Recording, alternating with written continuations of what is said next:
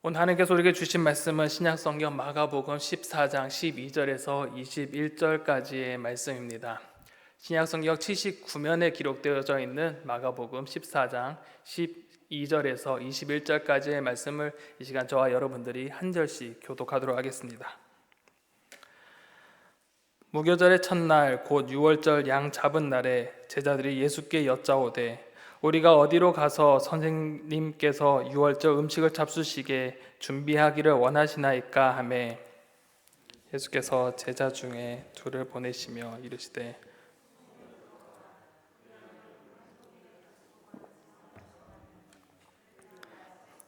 어디든지 그가 들어가는 그 집 주인에게 이르되 선생님의 말씀이 내가 내 제자들과 함께 유월절 음식을 먹을 나의 객실이 어디 있느냐 하시더라 하라. 그러면 제자들이 펴고 준비한 큰 다락을 보이리니 제자들이 나가 성내로 들어가서 예수께서 하시던 말씀대로 만나 유월절 음식을 준비하니라. 저물매 그 12를 데리시고 가서 다 앉아 먹을 때에 예수께서 이르시되 내가 진실로 너희에게 이르노니 너희 중에 한 사람 곧 나와 함께 먹는 자가 나를 팔리라 하신대.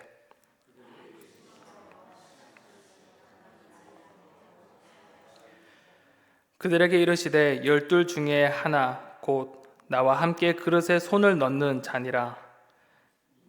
자기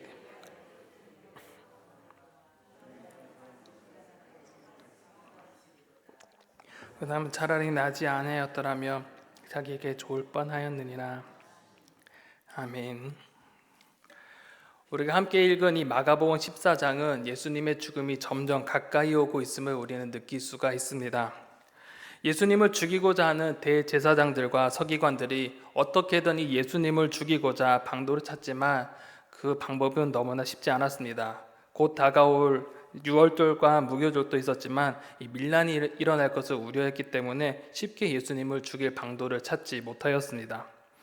하지만 가룟 유다가 예수님을 넘겨주려고 이 대제사장에게 찾아가면서 분위기는 급반전되기 시작합니다.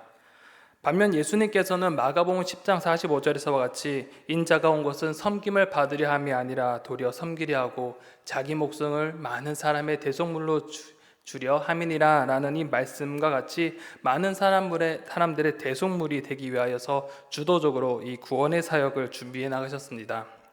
자신이 죽음이 가까이 왔음을 분명히 아셨고 또한 자신이 이 땅에서 온 목적을 분명히 하시고자 했습니다. 주도적으로 자신의 구원의 사역을 준비해 나가셨고 그 중 하나가 바로 우리가 함께 읽은 이 최후의 만찬입니다. 만찬을 준비하시면서 예수님께서는 구원의 사역을 주권과 주도권이 누구에 있는지 보여주시면서 자신 스스로 이 구원의 사역을 준비해 나가셨습니다. 또한 자신을 배신하고 팔아버리는 자에게 회개의 기회를 제공하시면서 제자들을 끝까지 사랑하고자 하셨습니다. 이러한 내용이 오늘 바로 본문에 담겨져 있는데 이러한 내용들을 단락별로 한번 살펴보고자 합니다. 오늘은 특유의 두 가지의 내용으로 담겨져 있습니다. 유월절 만찬을 준비하는 것과 그 만찬이 이루어진 과정 중에 있었던 에피소드 하나가 나타납니다. 첫 번째 12절에서 17절까지는 이 유월절 만찬 준비를 하는 과정이 나타납니다. 제자들이 질문하면서 만찬 어디서 하겠습니까? 라고 물어봤을 때 예수님께서는 어떻게 이 유월절 만찬을 해야 될지 그들에게 알려주십니다. 그리고 두 번째 단락에서는 이 18절에서 21절까지 유월절의 만찬이 진행되는 것을 볼 수 있습니다. 또한 이 속에는 한 가지 특이한 점이 있습니다. 바로 누가 예수님의 팔 제자인가에 대해서 예수님께서는 이 제자들에게 물어보십니다. 그리고 알려주십니다. 그래서 인자를 팔 자가 어떠한 사람인지 또 어떤 일을 당하게 될 것인지 알려주시면서 어찌 보면 우리는 이미 알고 있는 이 가룟 유다에게 회개의 기회를 우리가 그 제자에게 제공해 주십니다.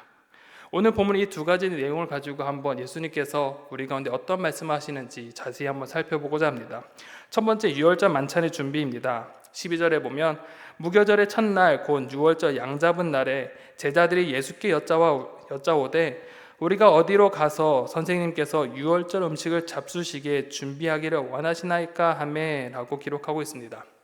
오늘 본문에 등장하고 있는 시기가 어떻게 기록하고 있습니까? 바로 무교절의 첫날 곧 유월절 양 잡은 날이라고 성경은 기록하고 있습니다. 표를 보시면 알겠지만 이 유대력과 우리가 알고 있는 이 원력이 조금 다르긴 합니다.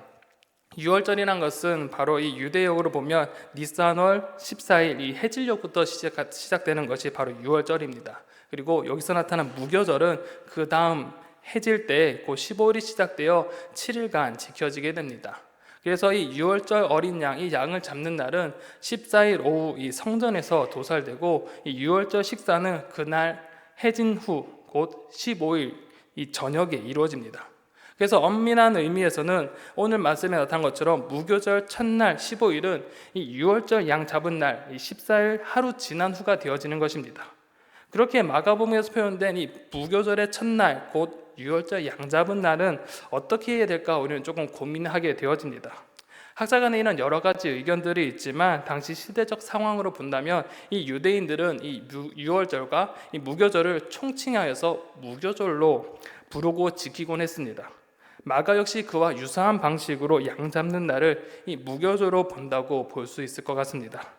어찌됐든 이러한 시기에 예수님께서는 이 유월절을 준비했고, 제자들은 이 유월절 식사, 이 15일에 있을 이 유월절 식사를 어떻게 해야 될지 너무나 궁금했습니다.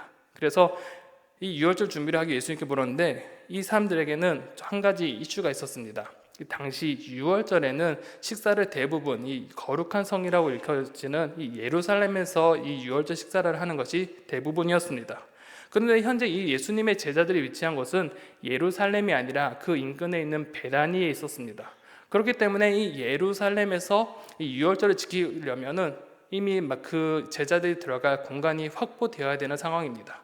그런데 이것이 쉽지 않은 것이 이 유월절이 되면 온 각 지방에서 많은 사람들이 유월절을 지키기 위해 예루살렘으로 모이기 때문에 집을 구하는 것, 장소를 구하는 것은 너무나 힘든 상황이었습니다. 그렇기에 이 제자들은 이것을 너무나 익히 잘 알았기에 예수님께 묻기 시작했습니다. 어떻게 하면 이 유월절 식사를 준비할 수 있겠습니까? 선생님, 어떻게 하면 좋겠습니까? 라고 물어보는 것입니다. 그래서 제자들은 예수님께 우리가 어디로 가서 선생님께서 유월절 음식을 잡수시게 준비하기를 원하시니까? 라고 물어보기 시작합니다. 그런데 제자의 물음에 조금 특이한 점이 있습니다. 바로 식사의 주체가 우리가 식사하는 것이 아니라 예수님이 선생님께서 유월절 식사를 하는 그것을 물어보고 있는 것입니다. 그 주체가 바로 우리가 아니라 선생님, 예수님이라는 것입니다. 어쩌면 이 마가복음에서 마가는 이렇게 이야기하는 것이 이 식사의 주도권, 유월절의 식사의 주도권이 바로 제자나 다른 사람이 아니라 바로 예수님께 있음을 암묵적으로 드러내고 있는 것입니다. 그리고 이러한 이 제자들의 물음에 예수님은 이 제자를 향해서 암호 같은 말씀을 하십니다. 13절에서부터 쭉 살펴보면 예수님께서는 제자들을 예루살렘에 보내시면서 이 성내로 들어가라고 이야기하십니다. 그러면서 물 한 동이를 가지고 가는 사람, 이 남자 종을 그 사람 만나면 그를 따라가라고 이야기하십니다. 그리고 그가 어디로 가든지 따라가고 그 집 주인에게 이르게 되면 그 집 주인에게 이렇게 말하라고 합니다. 선생님이 묵을 장소, 선생님의 말씀이 내가 내 제자들과 함께 유월절 음식을 먹을 나의 객실이 어디 있느냐라고 물어보라고 말씀합니다. 그러면 이 집주인이 바로 그 자리를 펴고 미리 준비한 큰 다락방을 내어줄 것이고 거기서 만찬을 하면 될 것이라고 예수님께서는 이 제자들에게 말씀해 주십니다. 예수님께서 제자들에게 말씀하시는 내용을 보면 매우 구체적이고 상세합니다. 너무나 디테일하게 예수님께서는 앞에 일을 말씀해 주십니다. 성경을 자세히 보면 물동이를 운반한 사람이 또한 등장하고 큰 다락방이 이미 준비된 것처럼 보여집니다. 이러한 세세한 묘사가 들어있는 것을 성경학자는 보통 두 가지로 해석합니다. 하나는 예수님께서 이미 사전에 은밀하게 이것을 준비하셨다라고 해석하는 사람이 있고, 또 한 부류의 학자들은 예수님의 예언적인 능력, 신적 능력으로 예수님께서 예언하신 것이다 라고 해석하는 사람이 있습니다. 전자와 같이 예수님께서 사전에 준비하셨다는 것은 이 당시 예루살렘 경내 상황이 어떠했는가를 우리는 먼저 살펴보아야 됩니다.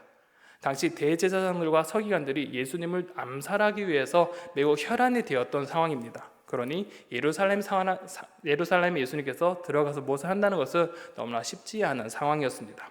그래서 예수님께서는 이 유월절을 지키기 위해서 제자들 몰래 그 모든 것을 준비하셨다라고 볼 수 있습니다. 특히 여기서 우리가 아까 말씀했던 것처럼 물동이를 운반하는 한 사람, 한 남자가 있다고 말씀했습니다. 보통 사람들이 이 종들이 물을 운반할 때는 남자와 여자들이 가지고 물을 운반하는 것이 좀 다르기도 합니다. 보통 여성들은 물을 운반할 때는 물동이를 들고 이 물을 운반합니다. 하지만 남성들은 이 물동이가 아니라 다른 것을 가지고 물을 운반합니다. 바로 가죽 부대입니다. 일반적인 남성이 가죽 부대를 통해서 물을 옮기는데 예수님께서는 그 남자가 물동이를 통해 물을 옮긴다고 말씀하십니다. 어쩌면 하나의 암시, 표식과도 같은 것입니다. 또한 제자들이 집주인에게 선생님의 말씀이라고 하면서 나의 객실이 어디 있느냐라고 말하라고 했습니다.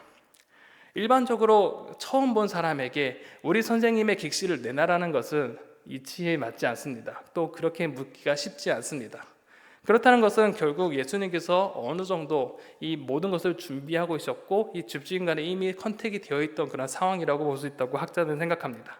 그리고 이 해석이 많은 사람들이 좀 더 해석이 옳다고 타당하다고 생각합니다. 하지만 이 다음 해석도 정말 좋은 것 같습니다. 다른 한편으로는 예수님의 예언적인 능력, 이 신적 능력이라고 보는 사람들도 있습니다. 예수님께서 성내에 들어가서 만나게 될 사람을 예언하셨고 제자들이 이것을 경험하게 된다는 것입니다. 이것이 무엇을 뜻하느냐? 예수님께서 지금까지 말씀하셨던 그 예언의 말씀들이 곧 이루어질 것이라는 것입니다. 그래서 제자들이 예수님께서 예언하신 것들이 지금 또 이루어졌으니 그 이후에도 예수님의 예언이 이루어질 것이라는 것을 학습하는 효과가 나타납니다. 예를 들어서 마가복음 10장 33절에서 34절에서는 예수님의 세 번째 부활, 죽음과 부활에 대해서 예언하시는 장면이 등장합니다. 인자가 대제사장들과 서기관들에게 넘겨짐에 그들이 죽이기로 결의하고 이방인들에게 넘겨주겠고 그들을 능욕하며 침뱉으며 채찍질하고 죽일 것이나 그는 3일 만에 살아나리라 라고 예언하셨습니다. 예수님께서 이 예언하신 것 분명 그 이후에 이루어질 것이라는 것을 이 제자들에게 상기시키고자 예수님이 이 두 제자를 보내 예언의 말씀을 하셨다는 해석도 할 수 있습니다. 중요한 것은 이 두 가지 모두가 예수님께서는 자신의 이 구속의 사역 이것을 미리 준비하셨고 고난을 당하시는 이 모든 예언의 능력들이 이루어질 것이며 더 중요한 것은 철저하게 이 모든 일들이 예수 그리스도 안에서 그 주도적으로 이 사건들이 이루어져 나갈 것이라는 것입니다. 구원의 사역, 구속의 역사는 바로 예수님께서 더 나아가 하나님께서 준비하시고 계획하시고 이루어 가시기에 그 주권이 인간에 의해서 이루어진 것처럼 이렇게 이끌어 갈 수는 있겠지만 중요한 것은 하나님께서 이 모든 구속의 사역을 이끌어가고 계신다는 것을 우리에게 알려주시기를 위함이었습니다. 이러한 큰 그림 속에서 제자들은 16절과 같이 제자들이 나가 성내로 들어가서 예수께서 하시던 말씀대로 만나 유월절 음식을 준비하게 됩니다. 예수님께서 디테일하게 말씀하셨던 것처럼 그것이 이루어지고 제자들은 순조롭게 이 유월절 만찬을 준비할 수 있게 되었습니다.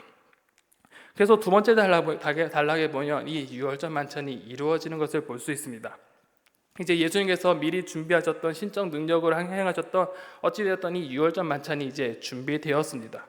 이제 예수님께서는 17절과 같이 날이 저물어 제자들과 함께 준비된 그 예비된 장소로 이 제자들을 데려가십니다. 그리고 다 함께 둘러 앉아서 이 만찬을 시작하게 되었습니다. 우리는 보통 예수님의 만찬을 생각하면 보통 우리는 예수님의 그 마지막 만찬 성화를 생각하게 됩니다. 큰 테이블에 일렬로 쭉 앉아서 음식을 먹는 것을 보통 생각합니다. 하지만 그런 성화와 다르게 실제 장면은 그렇지 않다는 것을 여러분 잘 알고 있을 것입니다. 많은 사람들이 둘러 앉아서 비스듬하게 누워서 음식을 누워서 먹고 있는 장면이 펼쳐집니다. 그것처럼 이렇게 맛있는 음식, 만찬들이 이렇게 평안한 속에서 제자들은 음식을 먹고 나누었습니다. 당시 분위기를 한번 상상해 봤으면 좋겠습니다. 예수님께서는 이미 죽음을 알고 계셨지만 제자들은 전혀 그것을 인지하지 못한 상황이었습니다. 그렇기에 이 커다란 큰 다락방에서 둘러 앉아서 맛있게 만찬을 먹고 있는 그들의 제자들의 분위기는 어땠을까요? 매우 평안했을 것입니다. 그리고 일상의 그런 평안함들을 누리면서 그저 일상적인 만찬을 즐기고 있었을 것입니다. 그런데 이러한 평온한 식사의 분위기가 갑자기 한순간에 뒤바뀌어집니다. 갑자기 그 냉랭한 분위기로 바뀌게 되어집니다. 바로 예수님의 다음 발언 때문입니다. 18절에 보면 다 앉아 먹을 때 예수께서 이르시되 내가 진실로 너희에게 이르노니 너희 중에 한 사람 곧 나와 함께 먹는 자가 나를 팔리라 하신대 라고 말씀하십니다. 예수님께서는 너희 중에 한 사람 곧 나와 함께 먹는 자가 나를 팔리라 라고 말씀하십니다. 이 발언이 순식간에 그 식사 장소와 분위기를 바꿔 놓았을 것입니다. 예수님께서 다 같이 함께 식사하고 있는데 이 중에 한 사람이 예수님을 판다고 하니 모여있는 제자들에게는 적잖은 충격을 받았을 것입니다.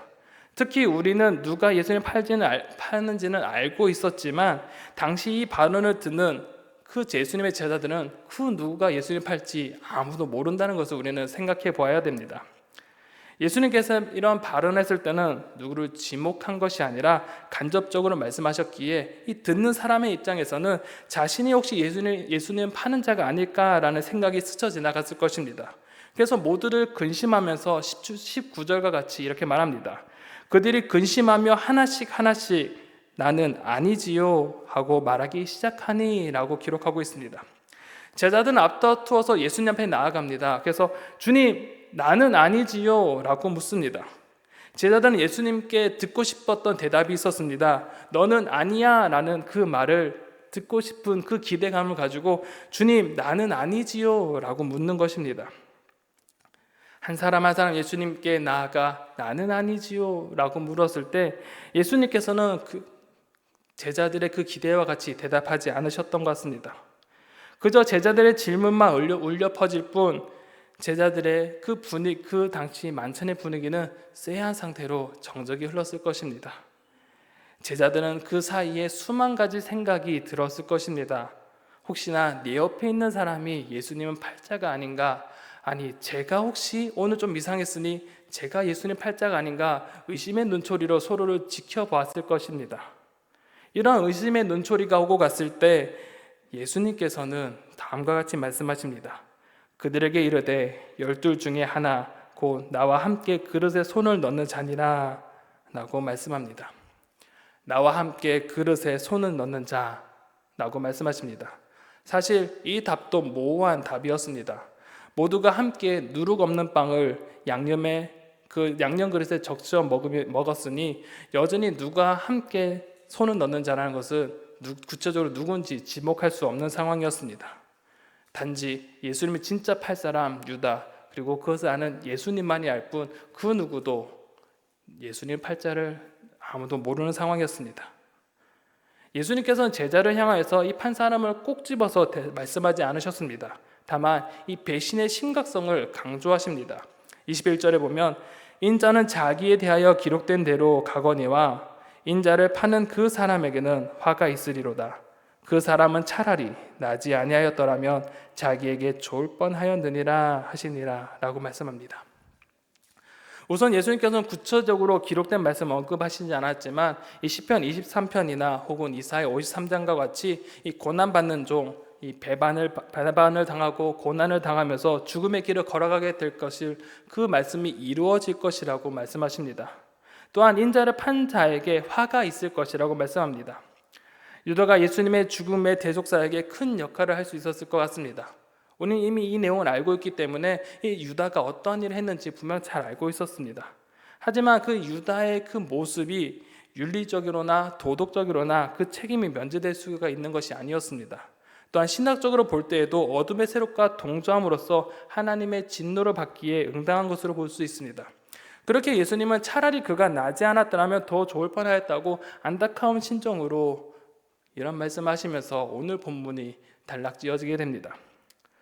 여기서 우리는 한 가지 생각해 볼 것이 있습니다. 예수님은 왜 유다를 향해서 콕 집어 지목하지 않으셨을까요? 제자들의 물음 속에 너다라고 지목하면 될 것을 예수님께서는 왜 간접적으로 애둘러서 표현하지 않고 그저 많은 사람들에게 그저 있다라고만 말씀하셨을까요? 그 해답은 어찌 보면 요한복음 13장 1절에서 찾아볼 수 있을 것 같습니다. 요한복음 13장 1절에 이렇게 기록되어져 있습니다. 유월절 전에 예수께서 자기가 세상을 떠나 아버지께로 돌아가실 때가 이른 줄 아시고 세상에 있는 자기 사람들을 사랑하시되 끝까지 사랑하시니라. 예수님께서는 죽음 직전 자신과 함께한 자들을 사랑하시되 끝까지 사랑하셨다라고 기록합니다. 여기서 말하는 이 세상에 있는 자 바로 제자들입니다.